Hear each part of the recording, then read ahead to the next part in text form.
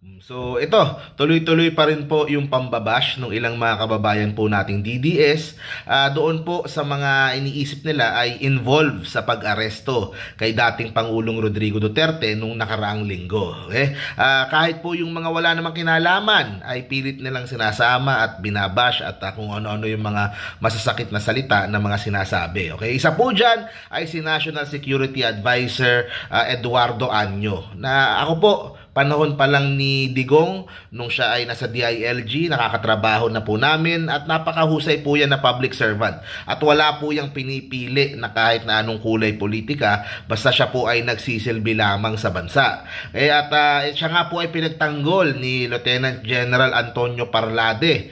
Ang sabi ni Parlade about kay Anyo, I have worked with him for a very long time and I know him to be a professional soldier.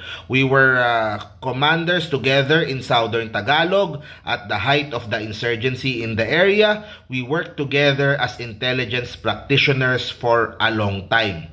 His loyalty to the flag is beyond reproach. Okay? So yun po ang sinabi ni Parlade. Ano po ibig sabihin? Kasi po minsan po kailangan loyal ka kay Duterte, kailangan hindi po kapag ikaw ay isang public servant, kapag ikaw ay nakaupo po sa pwesto sa gobyerno, ang iyong loyalty ay dapat nasa bansa, dapat po nasa konstitusyon at hindi po sa iisang tao lang. Para po sabihin nila, may mga binabato sila ng mga kung ano-ano pong na meron pang mga sinasabi na wala daw utang na loob o si Anyo po, he has worked his whole life kung ano po ang narating niya po ngayon. Yan po ay galing sa pawis at dugo. Okay?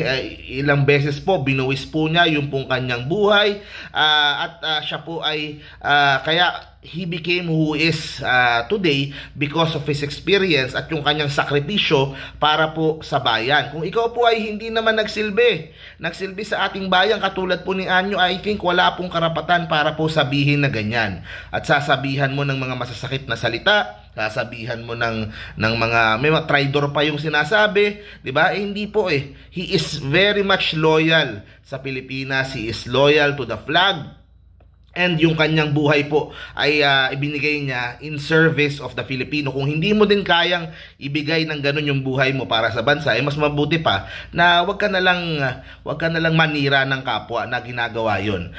Ito nga po, nabasa ko yung isang article. Secretary Anyo, kinilala bilang buhay na bayani sa gitna ng mga maling bintang. Ayun.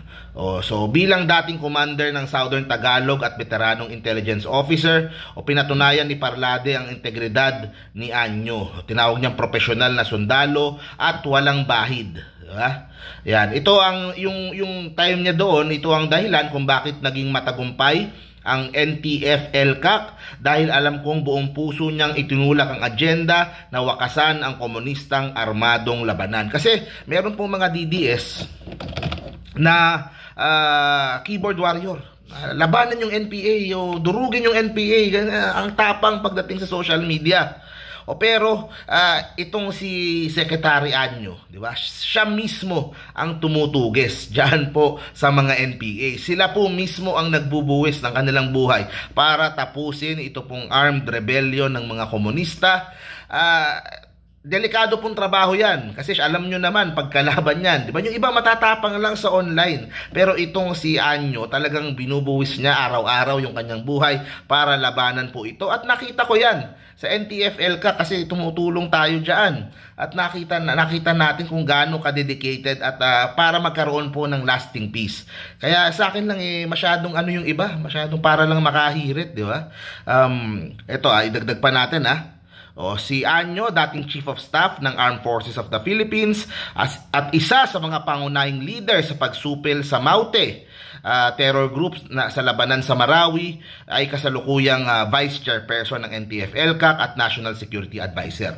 Sa ilalim ng kanyang pamumuno sa intelligence at operasyon ng AFP, ilan sa mga pinakamataas na leader ng CPP-NPA ang neutralize, kasama sina Benito at Wilma Chamson, George Madlos, Menandro Villanueva, yung mga iba't ibang mga pangalan po ito ng mga top leaders. 'Di ba? Lahat po 'yan natuges sa tulong po ni Secretary Anyo. 'Diba? Kaya yun nga ang punto eh. Kaysa yung mga iba puro sabi lang, laban si Secretary Anyo nilabanan talaga. 'Diba? At ang kanyang loyalty po hindi lang sa isang presidente o isang tao, sa bansa, sa konstitusyon.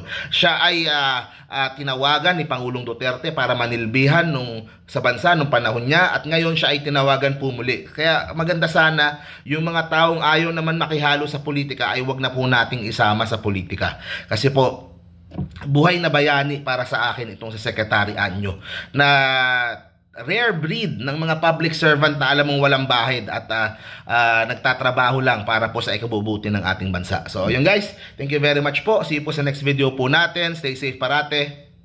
Bye bye.